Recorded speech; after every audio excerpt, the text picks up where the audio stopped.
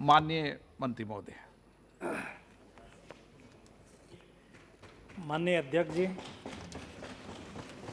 सबसे पहले मैं आपका धन्यवाद करना चाहता हूँ।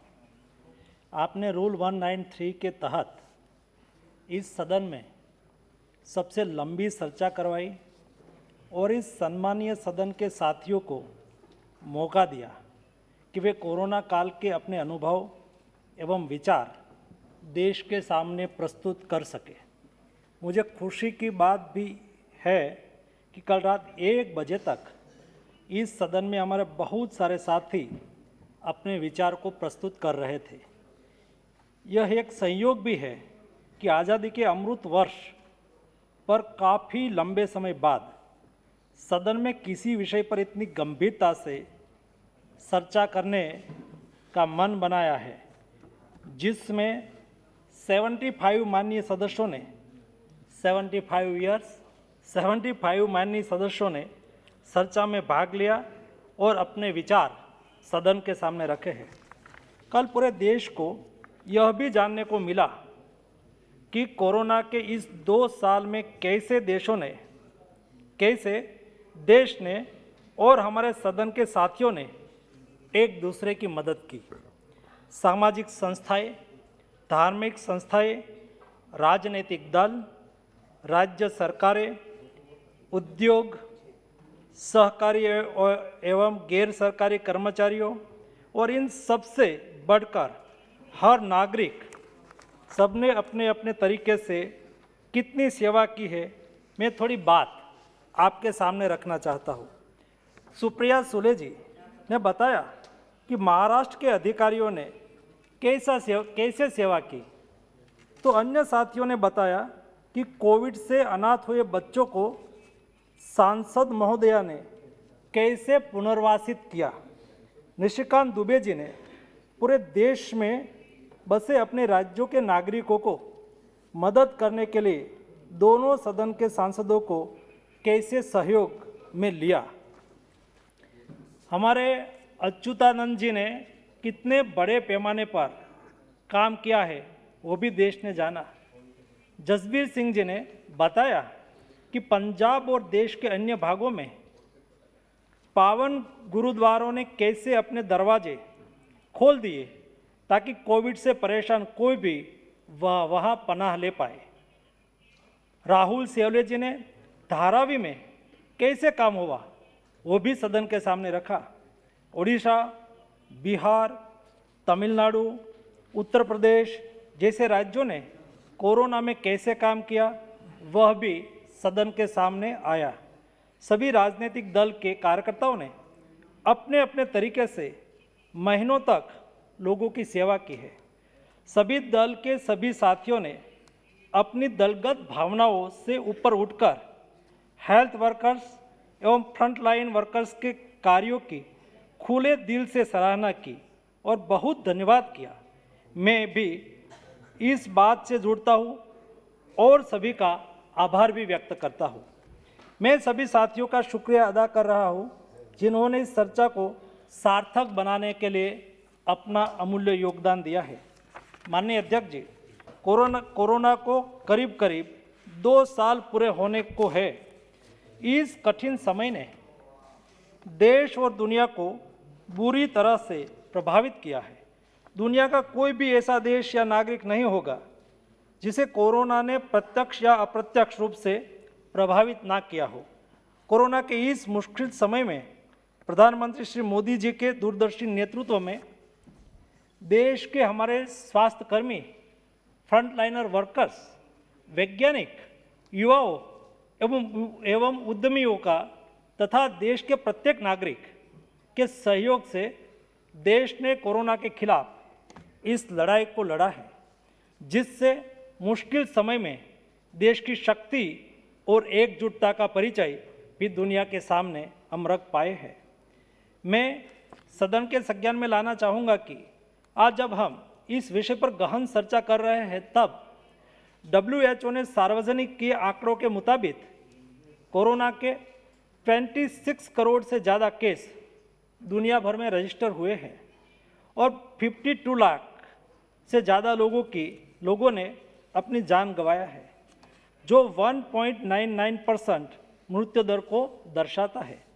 भारत में भी 3.46 करोड़ कोरोना के केस आए हैं और 4.69 लाख लोगों का निधन हुआ है, जो कुल मामलों का 1.36% है। भारत में पर मिलियन आबादी पर करीब 25,000 कोविड के केस और 340 मृत्यु दर देश में दर्ज हुई है, जो कि दुनिया में सबसे कम रेट में से एक है।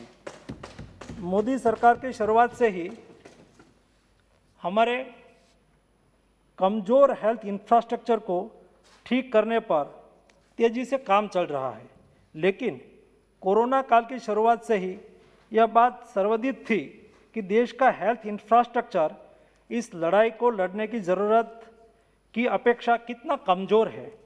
पिछली सरकारों ने दशकों से हेल्थ सेक्टर को इतना उपेक्षित रखा था। इस बात को दोष दिए बिना, उसको दोष देने के लिए हमने सोचा नहीं और वेट भी नहीं किया। भारत सरकार ने विविध परिणामों पर काम करना शुरू कर दिया।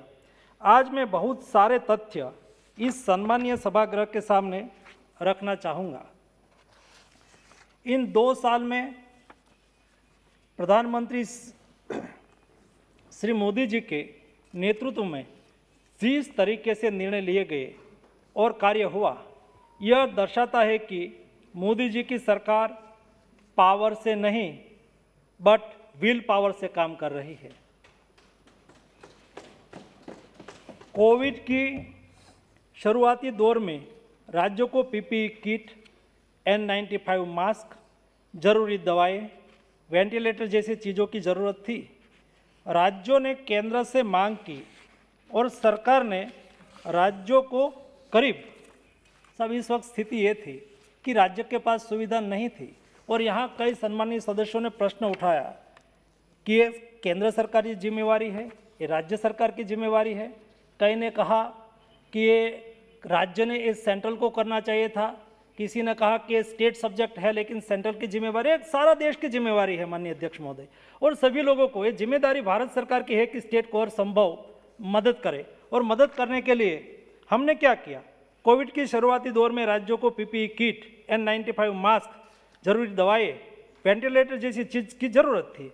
राज्यों ने केंद्र से मांग की और सरकार ने राज्यों को करीब 4.5 करोड़ N95 मास्क स्टेट को उपलब्ध कराया। 17.5 करोड़ से ज़्यादा पीपीई किट भारत सरकार ने राज्य को उपलब्ध कराया। माननीय अध्यक्ष महोदय, कल वेंटिलेटर पर बहुत बात चली और कहा कि वेंटिलेटर ठीक नहीं है, वेंटिलेटर पीएम केयर से बिगड़ा हुआ मिला, उसका उपयोग नहीं हो पाया। माननीय अध्यक्ष महोदय, ये राजनीति करने का प्लेटफॉर्म नहीं है और नहीं हमें करनी है, लेकिन जब सदन में प्रश्न उठा तो मेरी जिम्मेवारी बनती है कि मैं इस सदन के माध्यम से देश को भी बताऊं, और इसलिए हम भी नहीं कर, बिल्कुल नहीं करूंगा। बताना मैं यस अधीर रंजन जी, माननीय अध्यक्ष महोदय, अधीर रंजन जी को प्रश्न पूछने का अधिकार है। मेरी जिम्मेवारी है कि सरकार ने क्या किया उस सदन को और राष्ट्र को बताना। मैं नम्रता से आपको बताना चाहता हूं कि देश में आज़ादी के बाद 2 साल पहले तक हमारी ज़रूरत भी कम थी। मैं ऐसा नहीं कहता हूँ, नहीं थी ज़रूरत वेंटिलेटर की उस वक्त, तो 16,000 वेंटिलेटर हमारे देश में कुल मिला के थे, और 16,000 वेंटिलेटर को कैसे मैनेज किया जाए, इतना मैन पावर थे, हमारी रिक्वायरमेंट थी। समय के साथ फर्स्ट वेव, सेकंड वेव में उसकी डिमांड बढ़ी और ये बढ़ती हुई डिमांड को एक्सपर्ट कमेटी ने एनालाइज किया। एनालाइज करने के बाद 75,000 अधिक वेंटिलेटर की आवश्यकता है, ऐसा एक्सपर्ट कमेटी ने अपना ओपिनियन दिया। ये ओपिनियन के आधार पर कुल मिला के भारत सरकार ने 58,000 बराबर समझिए, सदन के माध्यम से मैं देश को बताना चाहता हूं कि 58,000 वेंटिलेटर का ऑर्डर दिया, उसमें से भी 97% वो भारत सरकार की बड़ी कंपनी को दिया गया। और भारत सरकार की ये कंपनी थी भारत इलेक्ट्रॉनिक लिमिटेड, भारत सरकार का PSU, और आंध्रा मेडटेक जोन, ये दोनों भारत सरकार की बड़ी कंपनी, और उसमें 97% ये दोनों कंपनी को ही दिया गया। आगे मैं बताना चाहूँगा, उसमें से 50,200 वेंटिलेटर डिलीवर किया गया, स्टेट को डिलीवर किया गया। 70% यहाँ कई सम्मानित सदस्य बोले, मेरा आग्रह है कि कभी स्टेट को भी पूछा करिए। उसमें से 48,000 वेंटिलेटर इंस्टॉल किया गया, 48,000 वेंटिलेटर इंस्टॉल किया गया। और जैसी बात यहाँ शुरू हुई और सेकंड वेव के बाद पॉलिटिक्स शुरू हुआ, तो हमने भी अलर्टता से एक काम किया। जिस स्टेट में हमने वेंटिलेटर दिया, ये स्टेट में वेंटिलेटर इंस्टॉल हो जाए, वेंटिलेटर लग जाए। यहाँ ये भी क्वेश्चंस आया कि ये वेंटिलेटर चलाने के लिए ट्रेन मैन पावर नहीं थे, ये ट्रेन मैन पावर भी उपलब्ध हो, और एमए कंपनी को ही ये जिम्मेवारी दी कि आपको वहाँ इंस्टॉल करना है। हॉस्पिटल के लोग ट्रेन नहीं होंगे, उसको ट्रेन करना है, ट्रेन करके उसका सर्टिफिकेट लेना है। और आज तक हम जब तक राज्यों ने ट्रेनिंग के लिए भेजा, तब तक हमने ट्रेनिंग देना शुरू रखा, वहाँ भी ट्रेनिंग दिया। वहाँ ट्रेनिंग नहीं, हॉस्पिटल लेवल पर ट्रेनिंग नहीं लिया, उसको ऑनलाइन ट्रेनिंग दिया। ट्रेनिंग मैन पावर उपलब्ध कराने की भी कोशिश की, और स्टेट गवर्नमेंट को जिस हॉस्पिटल में चलाना है वहाँ भी ट्रेनिंग करवाई। और सारे देश में, माननीय अध्यक्ष महोदय, हमने ये सुनिश्चित करने के लिए, मुझे पता था कि ये राजनीति का क्षेत्र, क्योंकि PM केयर से लगा है ना, PM केयर, प्रधानमंत्री जी ने क्या गुनाह कर दिया माननीय अध्यक्ष महोदय, उन्होंने देश में 75,000 वेंटिलेटर की आपूर्ति करने के लिए 58,000 वेंटिलेटर खरीदने के लिए ऑर्डर दिया, देश के लिए, सभी राज्यों के लिए, वो कोई स्टेट में। और दूसरा माननीय अध्यक्ष महोदय, सभी स्टेट के पास आज स्टेट सेंट्रल सब्जेक्ट होने से मेन पावर किसके पास है, हॉस्पिटल किसके पास है, स्टेट के पास ही है। हमें देना है तो स्टेट को ही देना है, स्टेट को ही ज़रूरियात पूरी करनी है। स्टेट को ज़रूरियात पूरी करने के लिए वेंटिलेटर सप्लाई किया, और ये सर्टिफिकेट आपकी स्टेट के ऑफिसर ने और आपकी स्टेट की गवर्नमेंट ने आज तक 42,000 सर्टिफिकेट, वहाँ से सर्टिफिकेट में क्या लिखा है, उसको इंस्टॉल हो गया है, इंस्टॉल होने के बाद अच्छी तरह से चल रहा है। ज़रूरियात न हो और इंस्टॉल उसका यूज़ न हो एक बात है, अच्छी तरह से हो गया हो, और ये हो जाने के बाद वहाँ के लोगों को ट्रेनिंग दी गई है। ये ट्रेनिंग के बाद राज्य सरकार ने दिए हुए सर्टिफिकेट है 42,000 सर्टिफिकेट। सम्मानित सदस्य श्री, आपकी स्टेट ने, ब्रेकअप नहीं, सारा एग्जाम्पल लेके आया हूँ, और आप चाहे तो उसको उपलब्ध भी करा देंगे। जब हम बिना आधार से बात तो कर सकते हैं माननीय अध्यक्ष महोदय, पॉलिटिक्स तो हम कर सकते हैं, लेकिन सत्य तो सत्य ही रहता है। और दूसरा, अभी 6,000 हमारे सर्टिफिकेट लेना है, और हमने किया है कि जब तक, कंपनियों को कहा है कि जब तक आप वहाँ इंस्टॉलेशन ना हो जाए, स्टेट गवर्नमेंट की ओर से हमें प्रमाण पत्र नहीं मिलेगा कि नहीं मिला, वो इंस्टॉल हो गया है और चल रहा है, तब तक हम आपको पैसा नहीं देंगे। ऐसा कंपनी ने हमें पहले से ही बोल के रखा है, ये एग्रीमेंट का एक पार्ट है। और ऐसा करके सभी हॉस्पिटल में आज वेंटिलेटर फंक्शनल स्थिति में है और चल रहे, ऐसा राज्य सरकार ने हमें रिपोर्ट दिया है। और एक थर्ड पार्टी की ओर भी हमने एग्जामिनेशन करवाया, थर्ड पार्टी का भी रिपोर्ट, यहाँ कई न्यूज़पेपर में सभी जगह में ऐसा न्यूज़ आने लगा, तो हमने वो करवाया। ये भी रिपोर्ट दोनों रिपोर्ट मैं सदन के सामने रखता हूँ, दोनों रिपोर्ट आपके सामने है। कृपया करके भविष्य में राजनीति का बहुत सेक्टर है, वहाँ राजनीति करिए, ये राजनीति का सेक्टर ना बने, ये बहुत आवश्यक है। वैसे ही वेंटिलेटर के अलावा तत्काल ये सारी चीज़, मेडिसिन उपलब्ध करवाई, हाइड्रोक्सीक्लोरोक्विन देश में सभी स्टेट में उपलब्ध करवाई, रेमडेसिविर, क्योंकि उस वक्त में हेल्थ मिनिस्टर नहीं था लेकिन फार्मा मिनिस्टर अब था, तो ये सारी चीज़ों को मेहनत करके कैसे किया है, कई सदस्य भी उसका साक्षी है। तत्काल ये सब सारी चीज़ें हमने उस वक्त तत्काल उपलब्ध कराई थी, ताकि राज्य अपनी लड़ाई में कहीं कमजोर न दिखे। जरूरत पड़ने पर आवश्यक दवाएं, कोविड टेस्टिंग किट्स एवं labs, PSA oxygen plants, oxygen concentrator, medical oxygen जैसी अनेक चीज़ें की आपूर्ति की जिम्मेवारी भारत सरकार ने ली और निर्बाध आपूर्ति सुनिश्चित करने की कोशिश की। ऐसा नहीं है कि स्टेट सब्जेक्ट है तो हम ऐसा बोल दें कि स्टेट ही करेगा। सेंट्रल सब्जेक्ट सेंट्रल, ये देश है और सारे व्यवस्था देश के लिए पेंडेमिक चल रहा था। ऐसी स्थिति में तू मैं करने का समय नहीं था। कई जगह पे तू मैं बिना कारण से हुआ था, लेकिन संयम के साथ कई स्टेट ने भी संयम के साथ बिहेवियर किया था और भारत सरकार ने भी संयम के साथ सभी राज्यों को हमसे जितना हो सके इतना मदद करने की कोशिश की थी। इस कोरोना काल के दौरान राज्यों को किसका भेज देना ब्यूरो, हर स्टेट को कितना आवंटित किया गया वेंटिलेटर सब मिला के, हाँ है, जैसे कि दवाई मैं दूंगा यह है आपके पास? हाँ सारा, हाँ सारा है वेंटिलेटर सारा। नहीं डोंट, एक मिनट अधीर रंजन जी, सारी कौन सा स्टेट में कितनी मेडिसिन दी गई ये भी है, कितना वेंटिलेटर दिया गया ये भी है, कितना पीएसए प्लांट दिया गया ये भी सारा डेटा उपलब्ध है और मैं आपको उपलब्ध करवा दूंगा। ये सरकार के लिए कोई छुपाने के लिए कुछ नहीं है और ना छुपाना है। ये सरकार विश्वास से चलती है और सभी का विश्वास से आगे बढ़ना है। माननीय अध्यक्ष महोदय, इस कोरोना काल के दौरान राज्यों को बहुत ही उदार, दादा क्या हुआ, दादा क्या हुआ,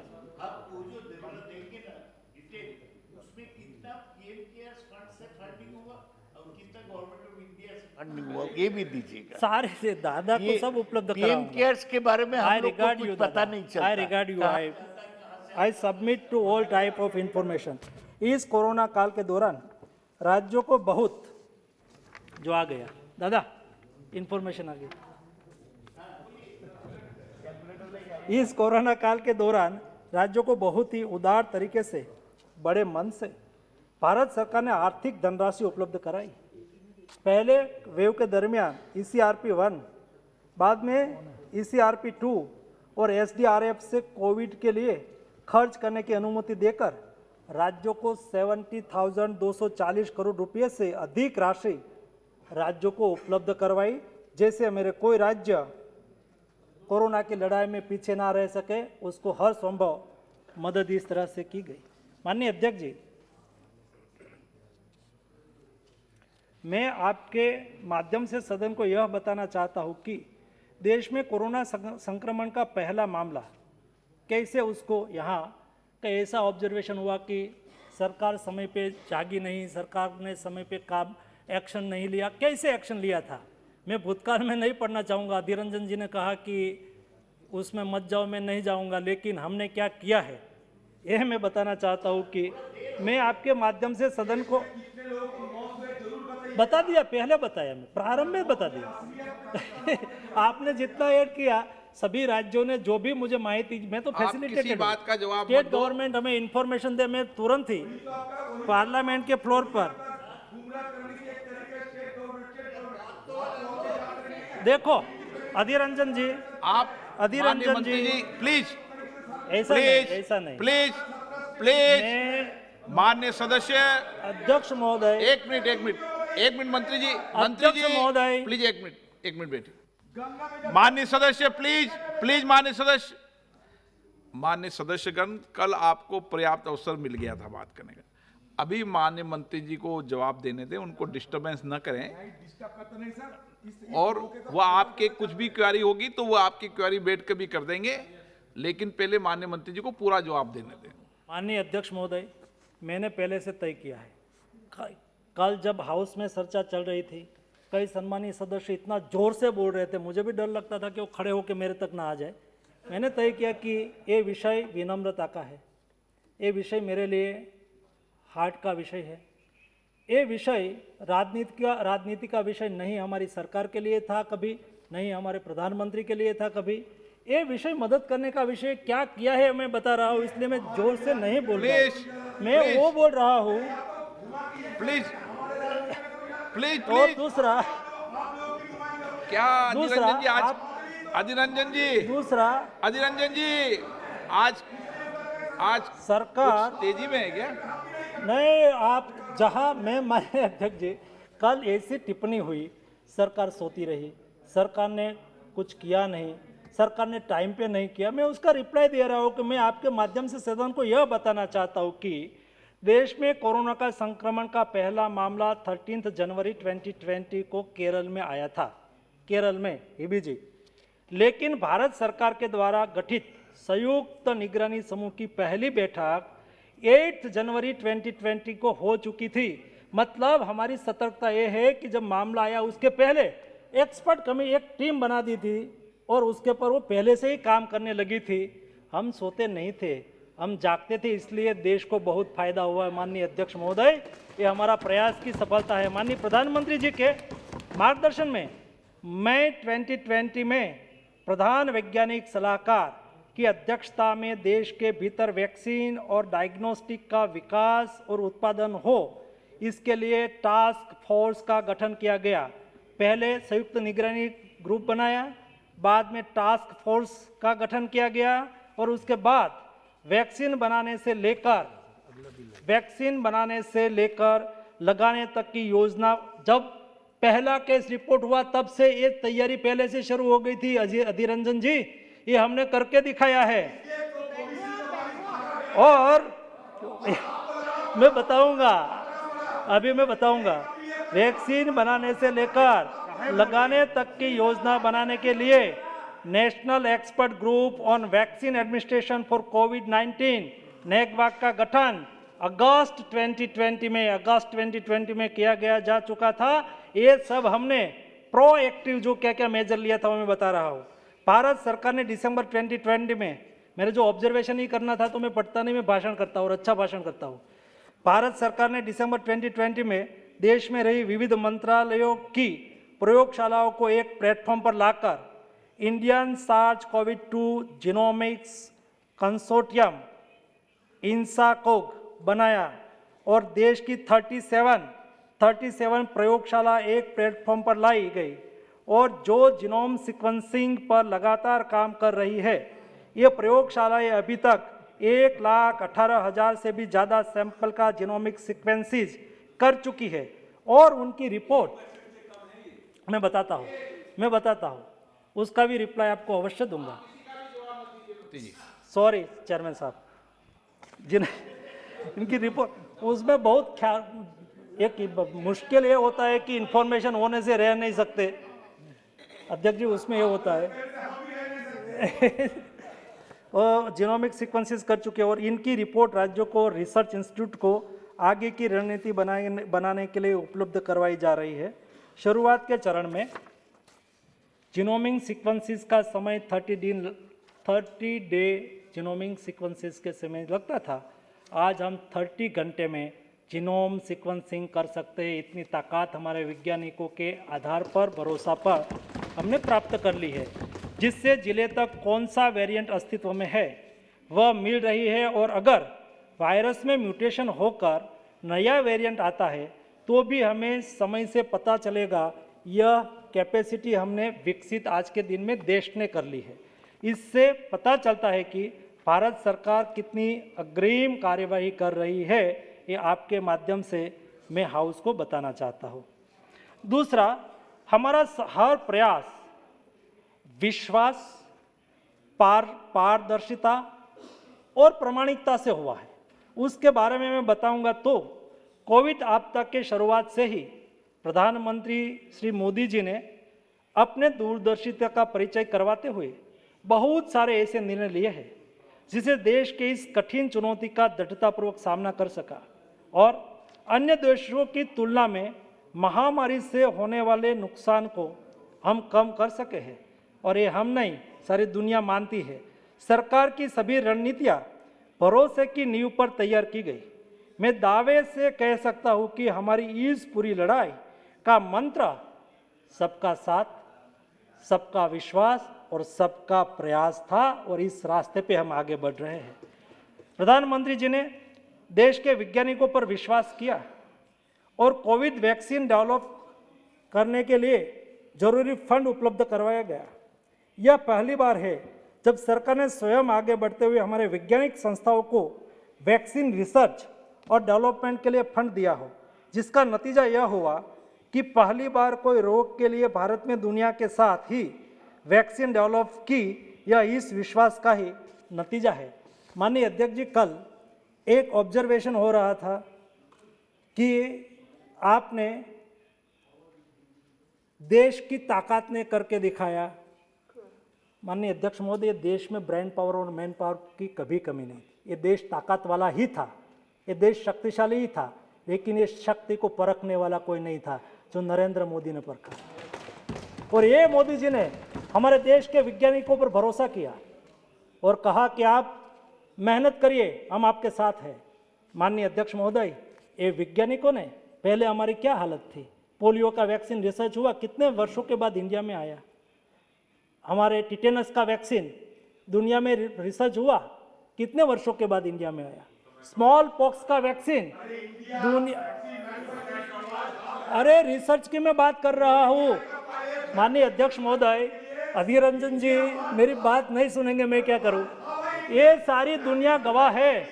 दुनिया में वैक्सीन रिसर्च होने के बाद 10 साल से 15 साल के बाद इंडिया में वो वैक्सीन पहुंचता था।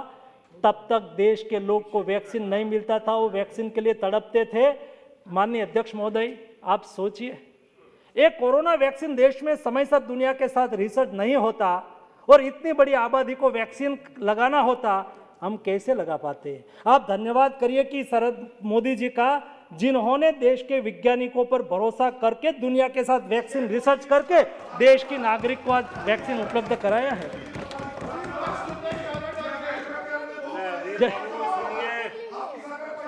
और माननीय अध्यक्ष महोदय, माननीय अध्यक्ष महोदय, जैसे कि आप सभी जानते हैं, दुनिया के सबसे पहला कोविड वैक्सीन का डोज, सच्चाई बता रहा हूं, मैंने ना नहीं कहा। अध्यक्ष महोदय, अधीर रंजन जी को कुछ करिए, ऐसा नहीं चलता। मैं ये बोल रहा हूं,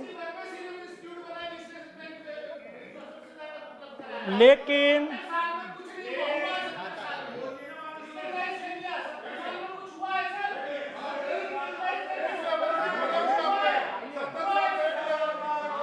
अध्यक्ष महोदय, तो इनके जब कैमरा जा रहा ना आवाज जा रही, आप तो ठीक है, मैं आपको ही संबोधित करूंगा, लेकिन मैं भी मानता हूं मेरी वैक्सीन इंडस्ट्रीज पर मुझे प्राउड है। हम दुनिया की रिक्वायरमेंट का 70% वैक्सीन इंडिया सप्लाई करता है, लेकिन रिसर्च तो हमने ही किया और हमारे समय में ही हुआ और हमने ही कोविड का वैक्सीन करके दुनिया को दिया। और दूसरा, अध्यक्ष महोदय, पूर्व रूप से भारत के वैज्ञानिकों द्वारा विकसित की गई कोरोना की 2 वैक्सीन, कोवैक्सीन और जाइकोव-डी एवं टेक्नोलॉजी ट्रांसफर से भारत के वैज्ञानिक द्वारा विकसित कोविशील्ड को इमरजेंसी यूज ऑथराइजेशन मिला। माननीय अध्यक्ष महोदय, उसके मैं नहीं रह पा रहा हूँ, क्या करूँ। ये समय में ऐसा था, कोई वैक्सीन का रिसर्च करता था ना, उसको अप्रूवल के लिए 3 साल लगता था, 3 इयर्स, और कोई यहाँ रिसर्च ही नहीं करता था। ये हमने सारा नियम को हटा दिया और एक ही साल में वैक्सीन रिसर्च करके देश को दे दे, ये सुविधा भारत सरकार मोदी जी ने करके दिया है। अधीर रंजन जी, आप जरा, और सर्वप्रथम कोरोना काल के पूर्व Bharat N95 mask, PPE kit, ventilator जैसी कई चीजें इंपोर्ट कर रहा था, लेकिन मोदी जी ने देश की युवा शक्ति पर विश्वास किया, जिसके कारण इन सभी चीजों में भारत बड़ा निर्यात बन चुका है आज के देश में।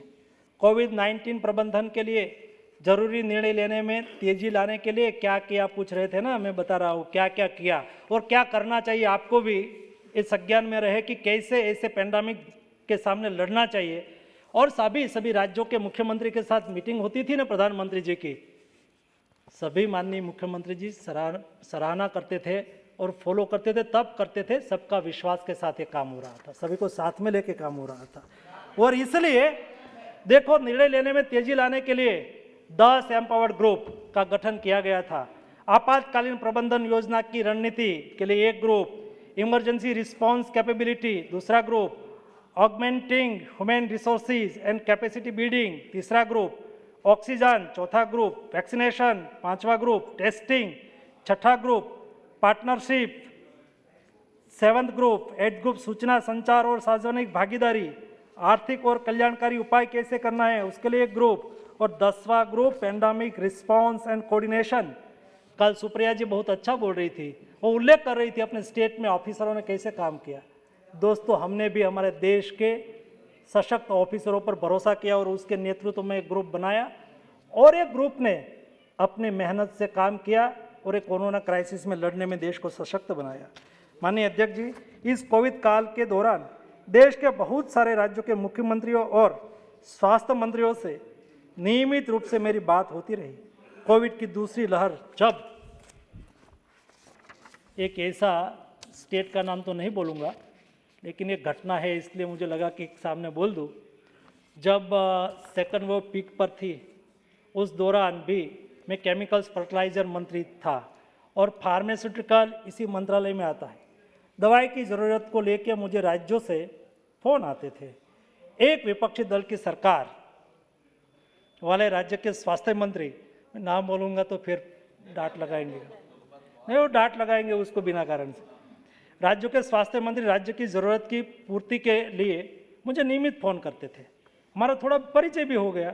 तो सेकंड वेव के बाद एक दिन मेरी उससे बात हो रही थी, तब उन्होंने मुझे एक बात बताई कि हमारी थोड़ी दोस्ती भी हो गई है, तो मैं आप पर भरोसा करके आपको यह बता रहा हूँ कि जब मैंने पहली बार आपको कॉल किया था, आप में से भी कई लोगों ने मुझे कॉल किया है, तब मेरे मन में थोड़ा डर और संदेह था कि आप मेरे साथ कैसे बर्ताव करोगे और हमारी मांग को मानते हुए आप हमें मदद करोगे कि नहीं। लेकिन मैंने जितनी भी बार आपसे जो भी रिक्वेस्ट किया, आपने हमारा काम भी कर दिया और आपने हमें फ़ोन करके बताए भी थे कि आपका यह काम हो गया है। आगे उन मंत्री जी ने मुझे बताया, अभी रोचक है। आज मैं यकीन के साथ यह कहता हूँ कि अगर दिल्ली में हमारे दल की सरकार होती और हमारे ही नेता बैठे होते, तब हम इतनी आसानी से फ़ोन भी नहीं कर सकते और काम भी नहीं करवा सकते। आपने जिस तरह से हमारा साथ दिया है, हमारी अपेक्षा से कई गुना ज़्यादा है, ऐसा एक सम्मानीय स्वास्थ्य मंत्री ने मुझे कहा। माननीय अध्यक्ष जी, मैं यह बात आज इस सदन के सामने इसलिए रख रहा हूँ कि सरकार ने किस तरीके से कोविड के दौरान राज्यों के साथ मिलकर काम किया है, उसका यह एक प्रमाण है। प्रधानमंत्री श्री मोदी जी ने हमें हर वक्त एक ही मार्गदर्शन दिया है। प्रधानमंत्री जी ने ये कहते हैं कि जो हाउस में नहीं है उसका नाम नहीं बोलना चाहिए। हर बार साहब मैं यहाँ सुनता हूँ कि जो हाउस में नहीं है उसका नाम नहीं बोलना चाहिए, तो मैं नहीं बोला।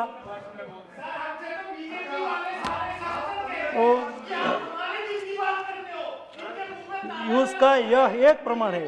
प्रधानमंत्री श्री मोदी जी ने हमें हर वक्त एक ही मार्गदर्शन दिया है कि देश को सर्वोच्च मानकर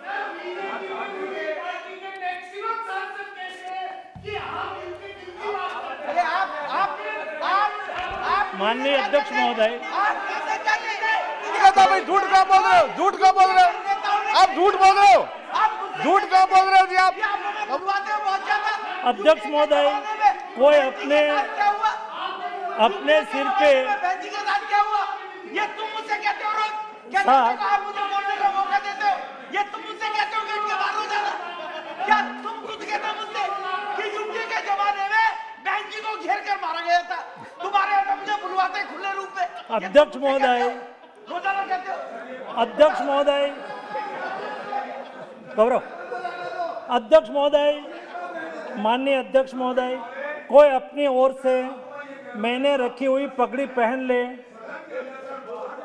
माननीय अध्यक्ष महोदय, माननीय अध्यक्ष महोदय, मैंने माननीय अध्यक्ष महोदय,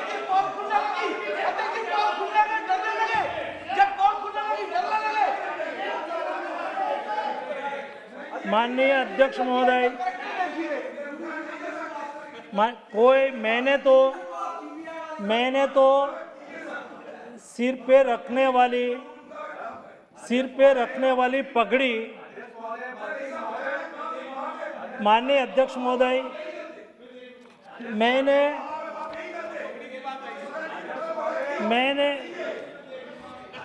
माननीय अध्यक्ष महोदय, मैंने सिर पे रखने वाली पगड़ी रखी और कई लोगों ने अपनी तरह से पहन ली, तो उसमें तो मैं कुछ कर नहीं सकता, ये मेरा काम नहीं है। साइज अपनी ओर से सेट कर ले तो मैं क्या करूं। माननीय अध्यक्ष जी, कोरोना काल में हमारी health army, front liner workers, ASHA बहनें, सफाई वाले से लेकर युवा उद्यमी तक सभी ने जो प्रयत्न किए, इस जनशक्ति के कारण भारत ने एक विराट भारत का दर्शन दुनिया के सामने दे के रखा है। माननीय अध्यक्ष महोदय, क्या है ये विराट भारत? भारत की सॉफ्ट ताकत क्या है, उसके बारे में मैं बताऊंगा। माननीय अध्यक्ष महोदय, कोविड के दौरान जरूरी प्रोटोकॉल मेडिसिन उपलब्ध कराने के लिए सरकार ने रात दिन काम किया है। 11 अप्रैल 2021 को देश में रेमडेसिविर बनाने के 20 प्लांट थे, जिसमें एक महीने में 30,000 इंजेक्शन का उत्पादन होता था। हमने अप्रूवल से लेकर दुनिया से रॉ मटेरियल दिलाने तक देश की उत्पादन कंपनियों को सहायता की। मई के प्रथम सप्ताह में इस प्लांट की संख्या 20 से बढ़कर 60 से ज़्यादा और एक महीने में उत्पादन क्षमता 1 करोड़ से ज़्यादा कर दिया। तब जाके देश की जनता को रेमडेसिविर उपलब्ध हुआ और उसमें से भी कई एमपी का मुझे कॉल आया था, हमने उसको रेमडेसिविर उपलब्ध हो ये व्यवस्था करवाई थी।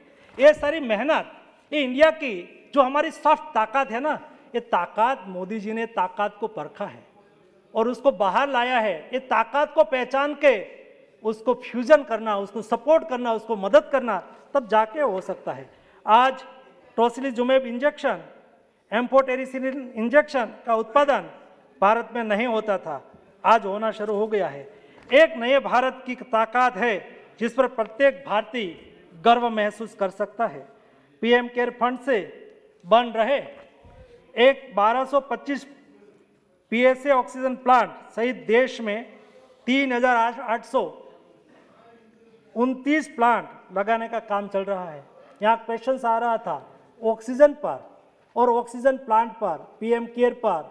माननीय अध्यक्ष जी, 1225 पीएम केयर से पीएसए प्लांट प्रधानमंत्री जी ने बनाने के लिए अनुमति दी थी और 1225 पीएसए प्लांट सारे देश के सभी राज्यों में, आपके स्टेट में, सभी के स्टेट में आज के दिन में फंक्शनल हो चुके हैं। उसके अलावा राज्य सरकार भी अपनी ओर से प्रयास कर रही है, राज्य सरकार भी बना रही है, कई एनजीओ भी बना रही है, कई सीएसआर फंड से भी बन रहा है।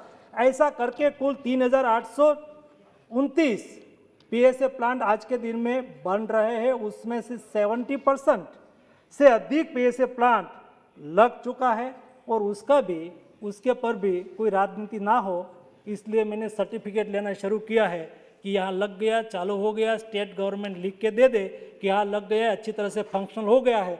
वहाँ तक का प्रबंध और व्यवस्था हमने किया है।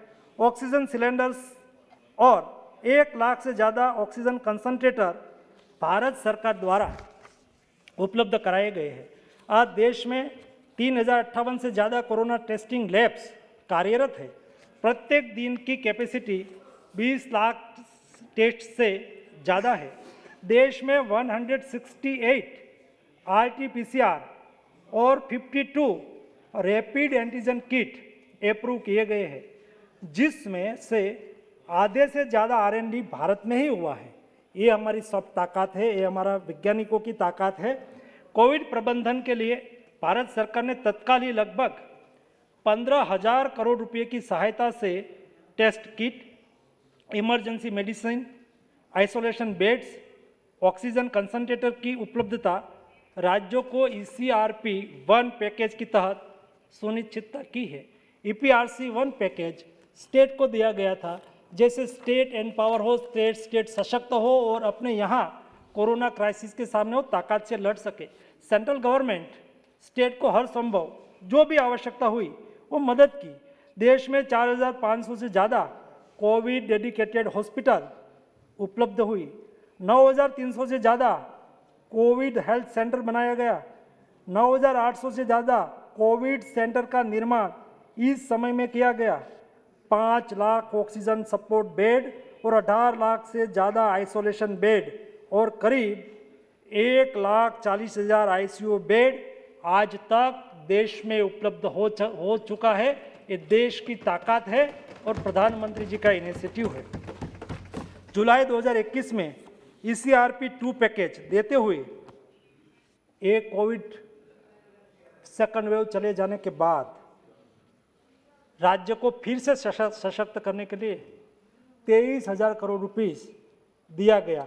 उसका क्या काम है, उसमें से क्या क्या करना है, सभी स्टेट में हो रहा है। आपके डिस्ट्रिक्ट में, आपके लोकसभा क्षेत्र में भी कोई न कोई काम उसमें होता होगा।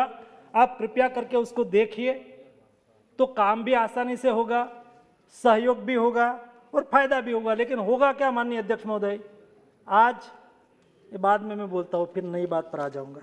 जिसमें से 800 से अधिक जुलाई 2021 में ECRP सेकंड पैकेज देते हुए राज्यों को 23,000 करोड़ रुपए से ज़्यादा की धनराशि उपलब्ध कराई गई, जिसमें 800 से अधिक पीडियाट्रिक यूनिट, प्रत्येक राज्य में कम से कम एक पीडियाट्रिक सेंटर ऑफ एक्सलेंस के हिसाब से 42 सेंटर, 23,000 से ज़्यादा आईसीयू बेड, सेमी अर्बन और रूरल तक पहुंचने के लिए 8,000 से ज़्यादा प्री फैब्रिकेटेड स्ट्रक्चर, जिससे 75,000 से ज़्यादा ऑक्सीजन बेड बनेंगे।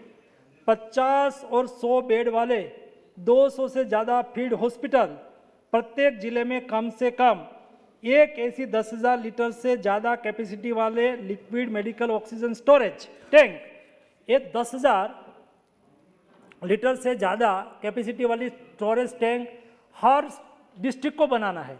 आप आपके स्टेट गवर्नमेंट के साथ बातचीत कर सकते हो कि पैकेज के माध्यम से आपके लोकसभा क्षेत्र में, आपके डिस्ट्रिक्ट में हुआ कि नहीं।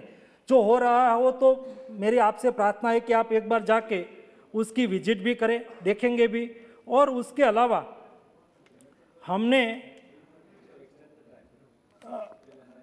961 मेडिकल कॉलेज और नर्सिंग कॉलेज के युवा छात्रों को कोविड ड्यूटी देने के लिए स्टाइपेंड, हॉस्पिटल के व्यवस्थापन को डिजिटल और आधुनिक करने के लिए hospital management information system, teleconsultation, जिन जिलों में RT-PCR लैब नहीं है, कल क्वेश्चन आया था कि हर डिस्ट्रिक्ट में RT-PCR लैब होनी चाहिए, हम सहमत हैं और हमने पाया कि सभी डिस्ट्रिक्ट में होनी चाहिए। इसलिए सभी स्टेट गवर्नमेंट को पैसा दिया और कहा कि भविष्य में कोई कोविड क्राइसिस आए और उसको निपटाने के लिए हर डिस्ट्रिक्ट में एक एक लैब लगा दीजिए।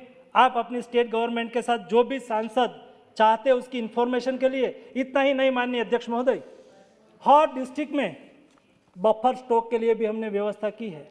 हर डिस्ट्रिक्ट में ये योजना के तहत एक डिस्ट्रिक्ट में 1 करोड़ का मेडिसिन डिस्ट्रिक्ट लेवल पर बफर स्टॉक कर सके, उसके लिए भी आर्थिक प्रबंधन इस पैकेज में किया गया है।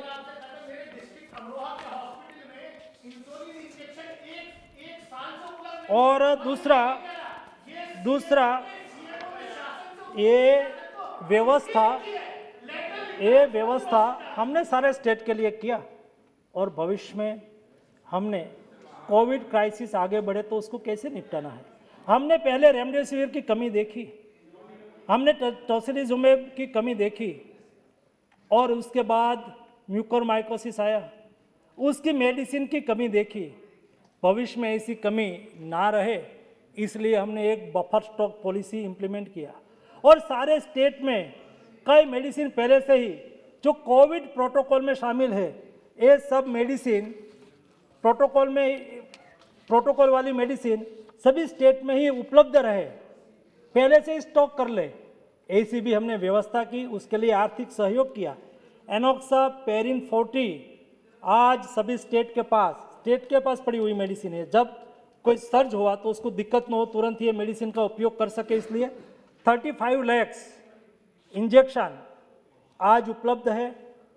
मिथाइल प्रेडनिसोलिन इंजेक्शन 40 mg का 39 लाख इंजेक्शन स्टेट के पास आज उपलब्ध करवा दिया है। कोविड प्रोटोकॉल में डेक्सामेथासोन है, डेक्सामेथासोन का इंजेक्शन 4 mg का 88 लाख स्टेट को उपलब्ध करवा दिया है। रेमडेसिविर इंजेक्शन 100 mg, आज 41 लाख इंजेक्शन का डोज इंजेक्शन सभी स्टेट के पास पड़े हुए बफर स्टॉक पॉलिसी के तहत स्टेट को उपलब्ध कराया है, जिससे स्टेट आसानी से उसके पास ये होना चाहिए। जब सर्ज हुआ, फिर कोविड क्राइसिस बढ़ी, तो स्टेट को दिक्कत ना हो। ये सब माननीय अध्यक्ष महोदय हम स्टेट के लिए किया है, स्टेट के सहयोग के लिए किया है। ये सराहना करने योग्य विषय है। लेकिन मुझे कहेंगे पॉलिटिक्स नहीं करना, लेकिन कल सारे दिन मैंने पॉलिटिक्स झेला है, जोर जोर से बात करते हुए देखा है, इंजाम लगाते हुए देखा है।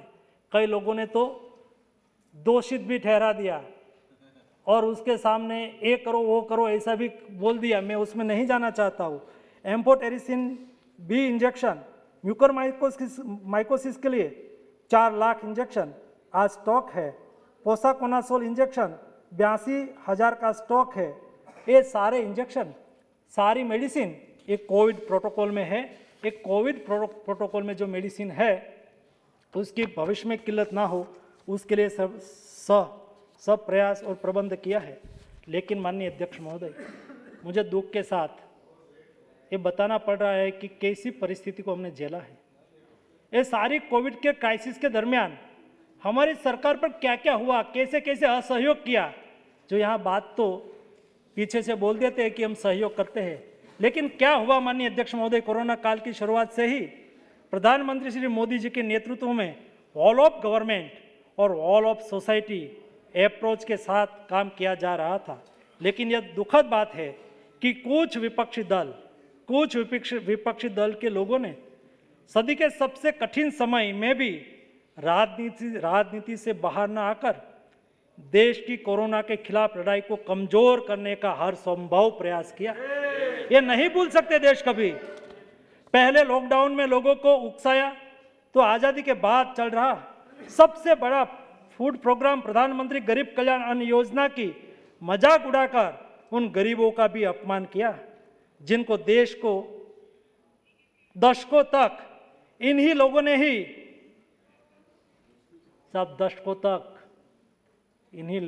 ने ही एक गरीब को गरीब रखा था।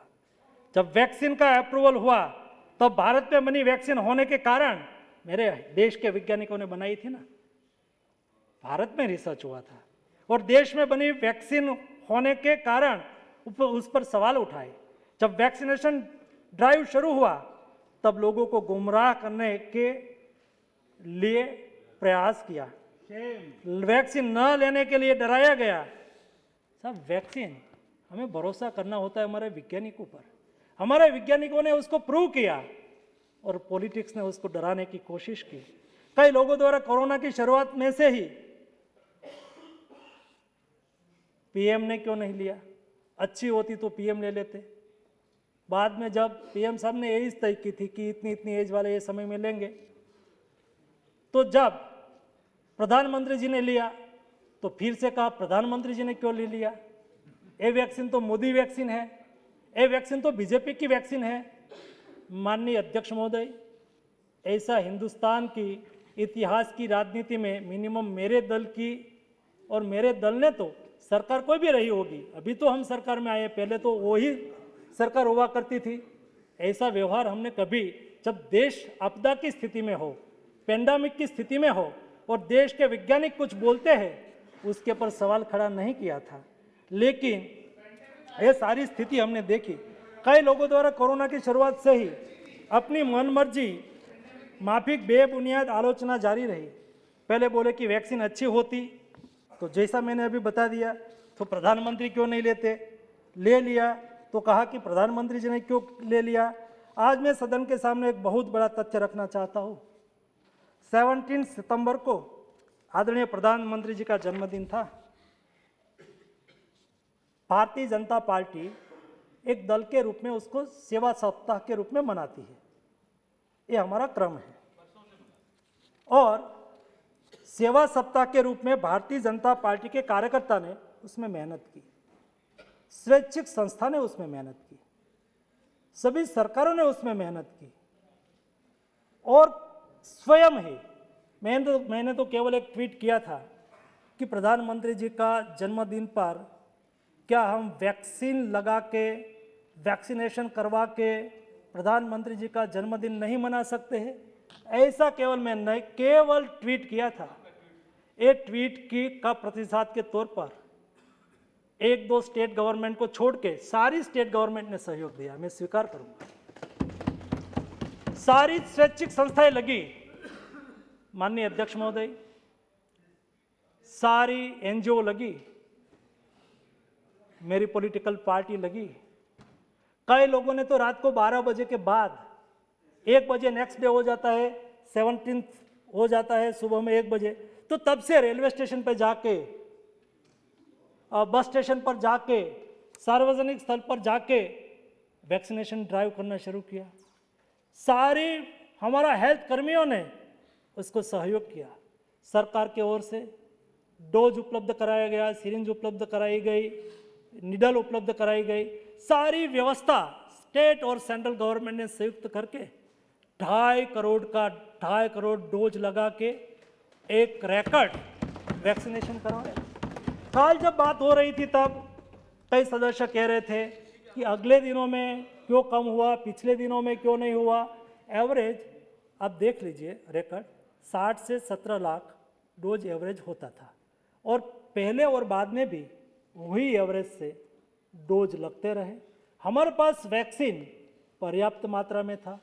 जिन्होंने मांगा ये सभी लोगों ने हमने वैक्सीन उपलब्ध कराया, और ये वैक्सीन सभी लोगों ने लगवाया, सभी लोगों ने प्रयास किया, तो 2.5 करोड़ एक रिकॉर्ड वैक्सीनेशन हम कर सके।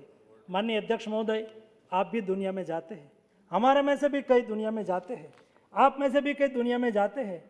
कई देश का टोटल पॉपुलेशन भी 2.5 करोड़ नहीं होता।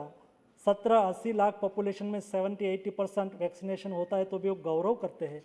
हमारा देश, हमारे देश की ताकत पर एक दिन में 2.5 करोड़ वैक्सीनेशन डोज एडमिनिस्टर कर सकता है, ये हमारा देश की ताकत है।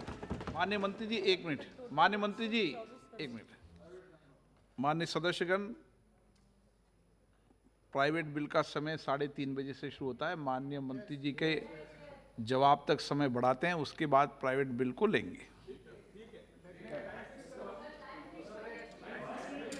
माननीय अध्यक्ष महोदय, मैं शॉर्ट में करूंगा, अभी लंबा नहीं करूंगा।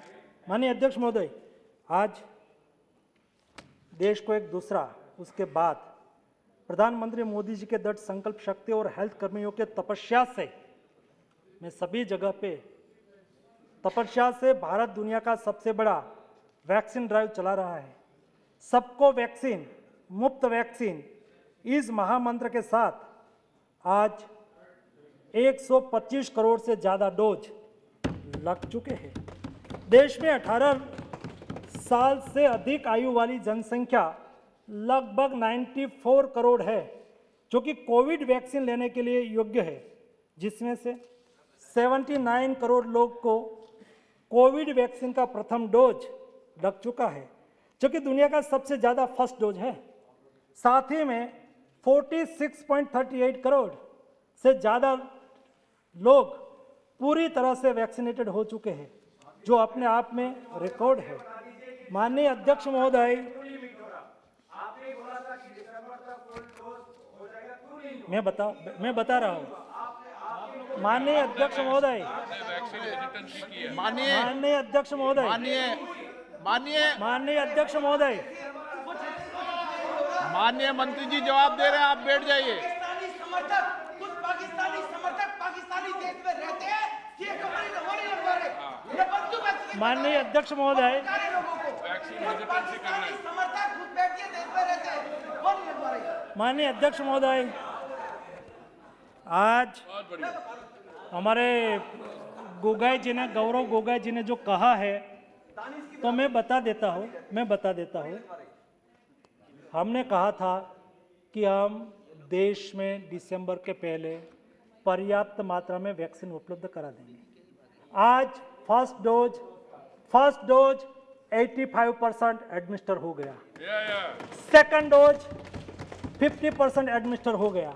और माननीय अध्यक्ष महोदय, मैं बहन राणा को अभी अभिनंदन, एक मिनट, अभी मैं करंट बोल रहा हूँ भाई। हर मिनट में आंकड़ा बदलता है मेरा भाई। मैं बता रहा हूँ, मेरे ऊपर भरोसा करो ना। मैं मेरी बहन को याद इसलिए कर रहा हूँ, कल उन्होंने एक अच्छी बात कही थी वो मैं उल्लेख करूँगा। मेरा काम है राज्यों को वैक्सीन उपलब्ध करा देना। सभी 80 इयर्स एबव के लोगों को सेकंड डोज लग जाए वो देखने के लिए सारा प्रयास करने की जिम्मेवारी भारत सरकार की है। आज हमने 125 करोड़ डोज एडमिनिस्टर कर दिया, 22 करोड़ डोज सब स्टेट के पास पड़े हुए हैं। कल बहन ने बहुत अच्छी बात कही थी कि हमारी भी जिम्मेवारी है। गौरव जी, आपके लोकसभा क्षेत्र में 100% करवा दो, देश में हो जाएगा। आपके लोकसभा क्षेत्र में 100% किसकी जिम्मेवारी है? नहीं, किसकी जिम्मेवारी है? माननीय अध्यक्ष महोदय, ये किसकी जिम्मेवारी? हमारी नहीं है। ये एक जनप्रतिनिधि के रूप में आपकी जिम्मेवारी नहीं है। हम सब सांसद, माननीय अध्यक्ष महोदय, मुझे तो करना है, सभी के लिए वैक्सीन रेडी है।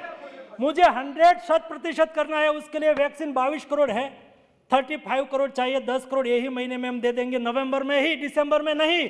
लगाने की जिम्मेवारी ले लो अपने अपने स्टेट में, अपने अपने लोकसभा क्षेत्र में। ज्यादा बात की बात है। मैं तो चाहता हूं कि हम प्रयास करें अपने लोकसभा क्षेत्र में वैक्सीनेशन करने के लिए।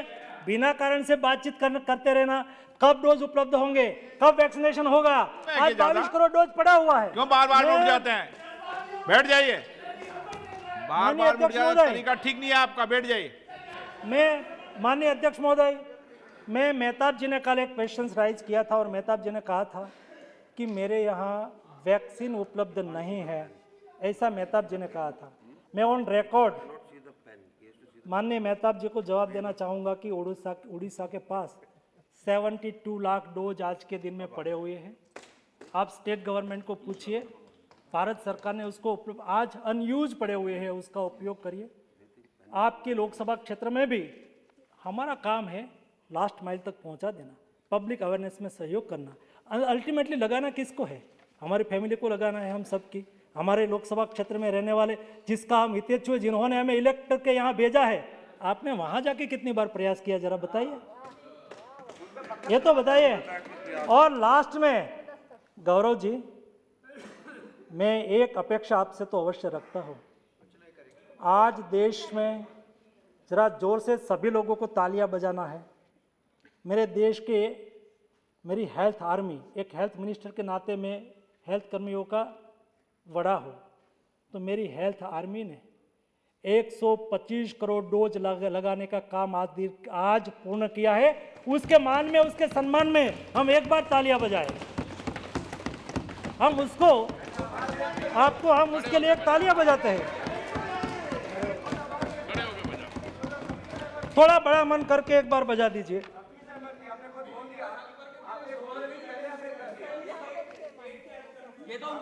देश के सभी देश के हेल्थ कर्मियों को 21 अक्टूबर 2021 के दिन, माननीय अध्यक्ष महोदय, 21 अक्टूबर 2021 के दिन भारत ने, गौरव भाई गए तो नेता तैयार हो गए, प्लीज बैठिए। मेरे गौरव भाई, 21 अक्टूबर 2021 के दिन भारत ने 100 करोड़ वैक्सीन डोज का कीर्तिमान हासिल किया। उस दिन न केवल देश के नागरिकों ने बल्कि भारत के बाहर बसने वाले भारतीयों ने बहुत ही उत्साह और गौरव के साथ देश की सिद्धि को सेलिब्रेट किया। दुनिया के ज़्यादातर देश न केवल आश्चर्यचकित हुए बल्कि मुश्किल से यह स्वीकार कर सके कि भारत जैसे देश ने यह उपलब्धि इतने कम समय में हासिल कर ली है। प्रधानमंत्री जी ने भी इस दिन वैक्सीन सेंटर पर जाकर इस पूरी सफलता का श्रेय देश के साहसिक हेल्थ कर्मियों को दिया और हेल्थ कर्मियों को बधाई दी। पूरे देश और दुनिया हमारे देश के हेल्थ कर्मियों को बधाई दे रही थी। तब मैं भी अपेक्षा कर रहा था कि पक्ष के कुछ बड़े लीडर भी, विपक्ष के कुछ बड़े लीडर भी हमारे देश के हेल्थ कर्मियों को बधाई देंगे। ऐसा मेरे मन में था कि सारे देश बधाई दे रहा है तो सब पॉलिटिकल पार्टी, कई पॉलिटिकल पार्टी ने भी दिया, तो मेरे मन में था कि एक विपक्ष के बड़े लीडर भी देंगे। मैं 2 दिन तक इंतजार करता रहा, लेकिन ऐसा नहीं हुआ।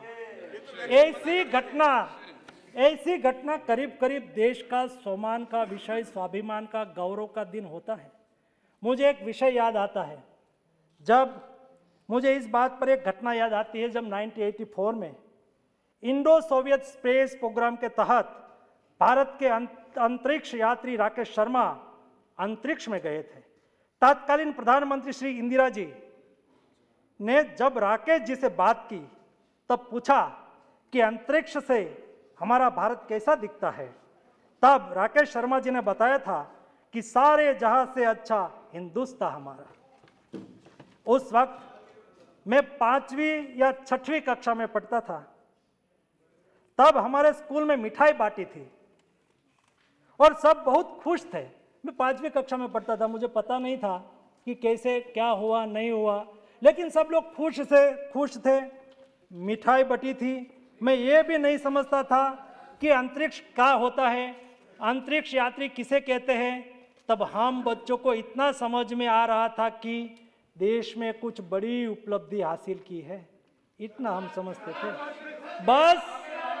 बस इस बात पर अटल बिहारी वाजपेयी ने बधाई दी थी। बस बधाई दी थी।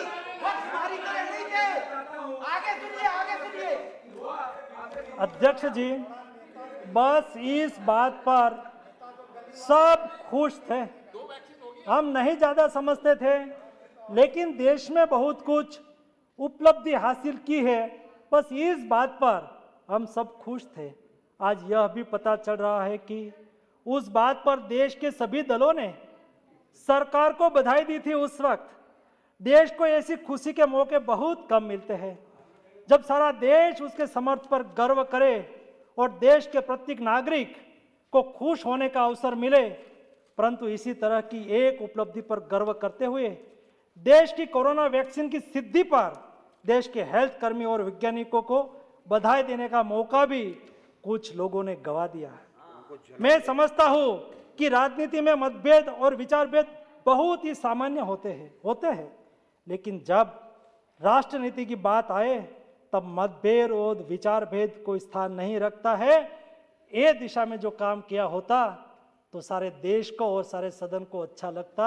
माननीय अध्यक्ष महोदय, देश का गौरव गान भी हम लाइकिंग डिसलाइकिंग की दृष्टि से चूक जाते हैं, ये देश के लिए अच्छा नहीं है। कोविड वैक्सीन के आखिरी चरण को पूरा करके 100% वैक्सीनेशन करने के लिए प्रधानमंत्री जी ने 3 नवंबर 2021 को हर घर दस्तक अभियान को देश के सामने रखा है। हमारे लिए भी रखा है, देश के सामने रखा, मतलब देश के सभी नागरिकों के सामने रखा है। सोशल मीडिया के माध्यम से आप देखते होंगे, दूर सुदूर इलाकों में जाके हमारे स्वास्थ्य कर्मी जिसको वैक्सीनेशन नहीं हुआ है उसको ढूंढते हैं। कई स्वैच्छिक संस्थाएं, कई जनप्रतिनिधि भी, कई दल भी इस काम में लगा है और लोगों का वैक्सीनेशन सुनिश्चित कर रहे हैं।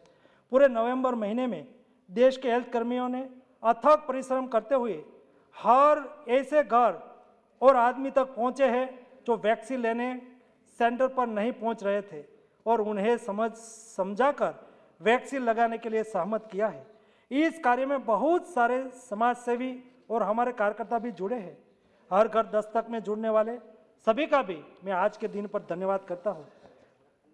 प्रधानमंत्री श्री मोदी जी ने शुरुआत से ही टेक्नोलॉजी ड्रिवन व्यवस्थाओं की बात करते हुए डिजिटल इंडिया मिशन को बढ़ावा दिया है।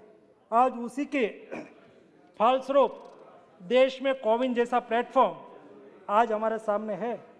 आज ई संजीवनी जैसा प्लेटफॉर्म आज हमारे सामने है। और माननीय अध्यक्ष महोदय, जब 2019 में इस कोरोना महामारी के वायरस के बहुत सारे वेरिएंट हमारे सामने आ चुके थे, कोविड वायरस का एक नया वेरिएंट अभी जो सब लोगों ने जानने की अपेक्षा रखी थी वो मैं ओमिक्रॉन पर आ रहा हूं।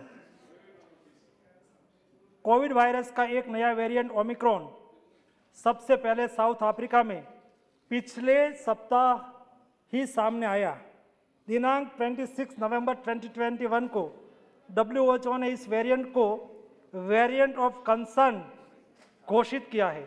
अभी तक की प्राप्त हो रही जानकारी के मुताबिक यह वेरिएंट दुनिया के 29 देशों में फैला हुआ है और करीब 373 केस दर्ज हुए हैं। 25 नवंबर 2021 के दिन साउथ अफ्रीका ने कोविड के नए वेरिएंट ओमिक्रॉन पाए जाने की घोषणा की 25 नवंबर को, और उसी दिन माननीय प्रधानमंत्री जी ने 25 नवंबर 2021 को भारत सरकार के उच्च अधिकारियों के साथ ओमिक्रॉन वेरिएंट पर एक बैठक की, और उसी के फॉलोअप में सेक्रेटरी हेल्थ ने सभी राज्यों के साथ बैठक करते हुए ओमिक्रॉन वेरिएंट के खिलाफ रणनीति पर महत्वपूर्ण दिशा निर्देश दिए। 28 नवंबर को revised advisory of international travel जारी की गई और 1 दिसंबर को लागू भी हो चुकी है, और जिन देशों में ओमिक्रॉन वेरिएंट पाया गया ऐसे देशों को एट रिस्क श्रेणी में रखा गया है। इस दिशा निर्देश के तहत ऐसे एट रिस्क देशों से आने वाले सभी यात्रियों को उनके पास 72 घंटे अंदर की नेगेटिव RT-PCR रिपोर्ट होनी जरूरी कर दी गई है। साथ ही भारत में उतरने पर उन्हें पुनः RT-PCR टेस्ट करना होगा। नेगेटिव रिपोर्ट आने के बाद कंपलसरी 7 डे का होम क्वारंटाइन होना पड़ेगा। 8वें दिन नेगेटिव कोविड रिपोर्ट आने के बाद ही उन्हें होम क्वारंटाइन से बाहर जाने की अनुमति होगी। ये एडवाइजरी डिक्लेयर की है। इसी के साथ जो यात्री एट रिस्क कंट्री की श्रेणी में बाहर के देशों से आ रहे हैं, वैसे उनका 2% यात्रियों का RT-PCR एयरपोर्ट पर किया जाएगा और रैंडम किया जाएगा। एयरपोर्ट पर कोविड पॉजिटिव पाए जा रहे सभी सैंपल्स को जीनोमिक सर्वेलेंस के लिए भेजा जा रहा है। साथ ही में सिविल एविएशन मिनिस्ट्री को भी सूचित किया गया है कि सभी यात्रियों की ट्रैवल हिस्ट्री सेल्फ डिक्लेरेशन सुविधा पोर्टल पर कंपलसरी लिया जाए। भारत सरकार की एजेंसी के द्वारा किए जा रहे अथक प्रयासों के कारण साउथ अफ्रीका से वाया दुबई से आने वाले 2 यात्री, एक 16 नवंबर 2021 को 19 साल की एक महिला और 20 नवंबर को 67 साल के एक पुरुष बेंगलोर एयरपोर्ट पर RT-PCR टेस्टिंग स्कैनिंग में कोविड पॉजिटिव पाए गए थे। साउथ अफ्रीका ने जब ओमिक्रॉन की जानकारी दी तब उनका सैंपल दिनांक 25 को साउथ अफ्रीका ने डिक्लेयर किया ओमिक्रॉन उसकी कंट्री में है, और 28 को बेंगलोर स्थित इंसाको की लैब में जीनोम सीक्वेंसिंग के लिए ये सैंपल वहाँ पड़ा था। उस सैंपल को जीनोम सीक्वेंसिंग के लिए तुरंत ही भेज दिया गया। 16 तारीख वाला 19 साल की महिला का सैंपल ओमिक्रॉन नेगेटिव था, तथा दूसरा सैंपल जो कि एक 66 ईयर साउथ अफ्रीकन नेशनल का था, उसमें ओमिक्रॉन वेरिएंट पॉजिटिव पाया गया। पर यही जीनोमिक सीक्वेंसिंग की रिपोर्ट दिनांक 13 नवंबर 2021 को रात को प्राप्त हुई। इस 66 साल के व्यक्ति की RT-PCR टेस्टिंग 2/12/23 तारीख को की गई थी, जिसमें कि वह कोविड नेगेटिव पाया गया। कोविड नेगेटिव होने के बाद यह व्यक्ति 27 नवंबर को साउथ अफ्रीका वापस चला गया। इस व्यक्ति ने कोविड सैंपल ओमिक्रॉन पॉजिटिव होने के तुरंत बाद ही इस साउथ अफ्रीकन नेशन के 12 प्राइमरी कॉन्ट्रैक्ट और 200 सेकेंडरी कॉन्ट्रैक्ट राज्य सरकार द्वारा आइडेंटिफाई किया गया और उन सभी को ट्रेस किया गया तथा उनकी टेस्टिंग भी की गई। वह सभी कोविड नेगेटिव पाया गया है। राज्य सरकार द्वारा उनके आइसोलेट करते हुए निगरानी में भी रखा गया है। वैसे ही बेंगलोर के एक 46 साल के पुरुष बेंगलोर के इंडियन नेशनल्स RT-PCR टेस्टिंग 22 नवंबर को की गई थी और जीनोम सीक्वेंसिंग के लिए तारीख 26 नवंबर को उसकी रिपोर्ट भेजी गई थी। उनका भी कोविड वेरिएंट ओमिक्रॉन पाया गया है। इस व्यक्ति के संपर्क में आए 3 परिवार के सदस्य और बाकी 160 लोगों की कोविड टेस्टिंग कराई गई है, जिसमें से 5 लोग कोविड पॉजिटिव पाए गए हैं। इन सबका जीनोम सीक्वेंसिंग अभी चल रही है। भारत सरकार द्वारा राज्य सरकार को सभी आवश्यक सावधानियां बरतने की सुझाव दिया गया है, ताकि इस केस के द्वारा ओमिक्रॉन वेरिएंट का संक्रमण आगे ना बढ़े।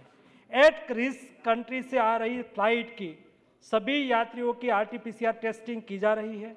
अभी तक आई कुल 58 फ्लाइट से 16,000 से अधिक यात्रियों की आरटीपीसीआर टेस्टिंग की गई है, जिसमें से 18 यात्री आरटीपीसीआर टेस्टिंग में 18 यात्री आरटीपीसीआर टेस्ट में पॉजिटिव पाए गए हैं और इन सबका जीनोम सीक्वेंसिंग चल रहा है ताकि यह सुनिश्चित किया जाए कि इनमें से कितने का वेरिएंट ओमिक्रॉन है या नहीं। हेल्थ सिस्टम को इम्प्रूव करने और कोविड से लड़ने के लिए भारत सरकार ने राज्यों को 70,000 करोड़ रुपीस आज के दिन में उपलब्ध कराया है और भविष्य में ऐसे कोई पैंडेमिक आए, आज से 2 दिन परसों सुबह में मैंने एक एनएक्सी में प्रेजेंटेशन दिया था प्रधानमंत्री हेल्थ इंफ्रास्ट्रक्चर मिशन पर और हेल्थ इंफ्रास्ट्रक्चर डिजिटल पर, पीएम डिजिटल मिशन पर। उसमें प्रेजेंटेशन में मैंने विस्तार से बताया था कि भविष्य में 50 साल को ध्यान में रखते हुए देश में 50 साल तक कोई बड़ी पेंडेमिक आए उसका सामना करने के लिए प्रधानमंत्री जी ने 64 करोड़ से ज़्यादा लागत से 5 साल में 17,700 से ज़्यादा ग्रामीण आयुष्मान भारत हेल्थ एवं वेलनेस सेंटर और 11,000 से ज़्यादा शहरी Ayushman Bharat health and wellness centre, 3,382 block public health centre और सारे व्यवस्था हमने उस माध्यम से उपलब्ध कराने के लिए प्लानिंग किया है। जैसे कि भविष्य में हर डिस्ट्रिक्ट में एक 50 बेड की आधुनिक फैसिलिटी हो, उसमें ऑक्सीजन भी हो, ऑक्सीजन की फैसिलिटी भी हो, वेंटिलेटर की फैसिलिटी भी हो। ऐसे सभी डिस्ट्रिक्ट में एक क्रिटिकल केयर यूनिट जिसमें 50 बेड मिनिमम हो। ये सारी फैसिलिटी, सारा इंफ्रास्ट्रक्चर अगले 50 साल के लिए काम में आए, इसके लिए बनाने के लिए एक प्रधानमंत्री Ayushman Bharat digital health infrastructure mission योजना के तहत एक कार्य योजना चलाई है। ये योजना के तहत एक डिस्ट्रिक्ट में 100 करोड़ रुपीस खर्च होना है। आपके सभी लोकसभा क्षेत्र में अगले 5 साल में 100 करोड़ रुपीस खर्च होना है। 100 करोड़ रुपीस में क्या होना है? ब्लॉक में एक लेबोरेटरी बनेगी, उसमें 15 टाइप का टेस्टिंग होगा। डिस्ट्रिक्ट में एक बड़ी लेबोरेटरी बनेगी, कोई गरीब लोग है उसको ट्रीटमेंट की आवश्यकता है, महंगी कोई टेस्टिंग करानी है तो 115 से ज़्यादा टेस्टिंग डिस्ट्रिक्ट हॉस्पिटल पर हो जाएगा और डिस्ट्रिक्ट का हॉस्पिटल में एक क्रिटिकल केयर यूनिट बनाया जाएगा। ये सारी व्यवस्था एक रीजनल लेवल पर रिसर्च सेंटर बनाया जाएगा। स्टेट और सेंट्रल लेवल तक एक इंटीग्रेटेड हेल्थ इंफ्रास्ट्रक्चर और testing infrastructure, research infrastructure create किया जाएगा। ये योजना का इम्प्लीमेंटेशन प्रारंभ हो चुका है। अपने भी लोकसभा क्षेत्र में उसका खर्च होना है और आप भी उसका उपयोग करें। और अंत में माननीय अध्यक्ष महोदय, अंत में 2 विषय मैं उल्लेख करना चाहूँगा। एक यहाँ ऑक्सीजन के बारे में बताता हूँ, भरोसा करो सब बताऊंगा। माननीय अध्यक्ष महोदय, एक यहाँ 2 विषय सारे सदन जानना चाहता है। एक विषय जानना चाहता है बूस्टर डोज कब लगाएंगे, बच्चों को वैक्सीन कब लगाएंगे। हमारे सामने 2 विकल्प है, एक पॉलिटिकल डिसीजन है, दूसरा साइंटिफिक डिसीजन है। एक समय था जब पॉलिटिकल बात होती थी और कहते थे कि हेल्थ स्टेट सब्जेक्ट है, हमें वैक्सीन लेने की अनुमति दो, हम भी वैक्सीन खरीद सकते हैं। मोदी जी ने कहा कि भाई आप भी वैक्सीन खरीदो। उसके बाद दूसरी बात आई कि जिसको पैसा दे के लगाना है तो पैसा दे के भी लगा सकते हैं, सरकार क्यों प्राइवेट लोगों को नहीं देती है? तो सरकार ने कहा कि 25% प्राइवेट लोगों को भी देंगे। प्राइवेट लोगों को दिया तो फिर से बात आई सरकार को मुफ्त लगाना चाहिए, सरकार क्यों मुफ्त नहीं लगाती है? तो मोदी जी ने सबको फ्री वैक्सीन अभियान चला दिया। फिर बात आई कि आप प्राइवेट लोगों के पास वैक्सीन पड़ा हुआ है, माननीय अध्यक्ष महोदय, उसका कुछ करो। तो हमने कहा अभी प्राइवेट प्लेयर भाई नहीं लगाए तो कोई दिक्कत नहीं। आज 97% से ज़्यादा सरकार से लगा है, फ्री लगा है, मुफ्त लगा है। केवल प्राइवेट लोगों ने 3% वैक्सीन बेचा है। फिर कल ये प्रश्न उठ रहा था कि उसके पास वैक्सीन पड़ा हुआ है, क्या करोगे? सब पॉलिटिकल इश्यू का कोई सॉल्यूशन नहीं होगा, वो तो होता ही रहेगा। लेकिन हमें डिसीजन करना है पॉलिटिकल के साइंटिफिक। तो जब प्लीज ये विषय खत्म हो गया। जब हम साइंटिफिक विषय की बात करें तो हमारा साइंटिस्ट, हमारा 2 रिसर्च ग्रुप है, एक्सपर्ट ग्रुप है, जिन्होंने देश में वैक्सीन रिसर्च में सहयोग दिया। आज इंडिया की, मैंने पहले कहा, ब्रेन पावर और मैन पावर की कमी नहीं है। आज इंडियन एक महिला WHO में हमारे रिसर्च साइंटिस्ट है, ये इंडिया की ताकत है। ऐसे ही हमारे इंडिया के साइंटिस्ट लोग वो बार बार मिल रहे हैं, बैठ रहे हैं। सवाल ये नहीं है माननीय अध्यक्ष महोदय, 2.5 लाख करोड़ रुपीज देश के गरीबों के लिए मुफ्त अनाज देश की सरकार बांट रही है। 1.5 लाख करोड़ रुपीस किसानों के लिए सब्सिडी हम दे रहे हैं। सवाल इकोनॉमिकल नहीं है, सवाल पॉलिटिकल नहीं है।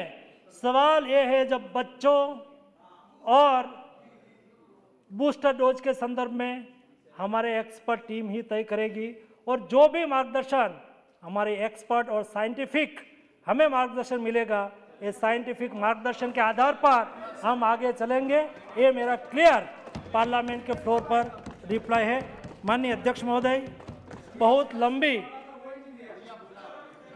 लंबी विस्तार से मैंने कोशिश किया। सभी माननीय सदस्यों ने जो क्वेश्चन राइज किया था उसको रिप्लाई करने की कोशिश की।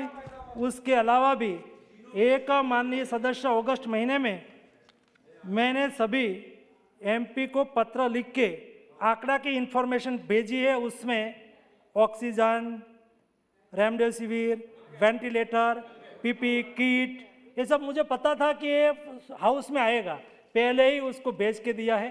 फिर से भी आप अपेक्षा रखेंगे तो मैं भेज दूंगा, उसमें मुझे कोई दो राय नहीं है। और माननीय अध्यक्ष महोदय, हमारी सरकार सारे विषय में कोई कारण ही नहीं है कोई चीज़ छुपाने का रीज़न ही नहीं है। बार बार सारी स्थिति में माननीय प्रधानमंत्री जी ने कहा कि भाई आपका स्टेट में डेथ हुआ हो रिपोर्ट करिए, ओपनली रिपोर्ट करिए, उसमें कोई स्टेट नीचे नहीं हो जाता है रिपोर्ट। और कहा कि कोई छूट गया है तो फिर से भी रिपोर्ट कर दीजिए, ऐसा भी प्रावधान किया। और मैंने क्वेश्चंस के रिप्लाई में भी आज सुबह में बताया कि देश में कुल मिला के, आप जब ऑक्सीजन के बारे में क्वेश्चंस कर रहे थे, 8 बार इंफॉर्मेशन मांगी है। तो माननीय अध्यक्ष महोदय, मैं अपेक्षा करता हूं कि सदन और देश के साइंटिफिक और हमारे वैज्ञानिक जो भी निर्णय करे उसके पर भरोसा करे। आप सब लोगों ने 12 घंटे तक चर्चा में भाग लिया, अच्छी तरह से भाग लिया। 1.5 घंटे तक मैंने रिप्लाई दिया, आप सब लोगों ने मुझे सुना। आप सबको मेरी ओर से हार्दिक शुभकामनाएं। धन्यवाद। Mehtab ji, no please, be Mehtab ji. Speaker sir, the minister has been very kind enough to give the details. I draw the attention of the minister after he has given a 90-minute speech answering the debate of around 12 hours. He has mentioned my name, about my state. You understand आपकी संरक्षण चाहिए। एक सांसद होने के नाते हम किससे पूछें? हम अपनी संसदीय क्षेत्र के जो हॉस्पिटल्स हैं, जो हमारे CDMO है, जो हमारे डिस्ट्रिक्ट मजिस्ट्रेट है, उन तक हम पहुंच पाएंगे, क्योंकि हमारे संसदीय क्षेत्र के जो कमेटी है उसमें हम अध्यक्षता करते हैं। हम राज्य सरकार को पूछ नहीं पाएंगे। हमारे जो MLA हैं वो विधानसभा में पूछेंगे। राज्य सरकार को जो सचिव है उनको टेलीफोन पे पूछेंगे। हमारी दिक्कत आप समझिए। आपने कहा कि उड़ीसा में इतने डोज स्टॉक में है। हम जब जिले में पूछते हैं क्यों नहीं लग रहा है, इतने परसेंटेज क्यों कम है, तो कह रहे हैं जो हमको मिलता है हम इसको डिस्ट्रीब्यूट कर देते हैं, इस हिसाब से लग जाता है। तो हम किससे पूछें? हम आपसे पूछ रहे हैं। आपको पूछना है राज्य सरकार को, सिर्फ ओडिशा नहीं, देश भर में जितने राज्य सरकार के पास अगर कुछ कुछ स्टॉक पड़े हुए हैं वो क्यों पड़े हैं, क्यों लग नहीं रहा, इसका कारण आपसे हम जानेंगे। आप अगर हमको दायित्व देंगे, हम जाके पूछेंगे, they are not accountable to us, this government is accountable. Thank you. तो इस हिसाब से मैं निवेदन करूंगा आपसे।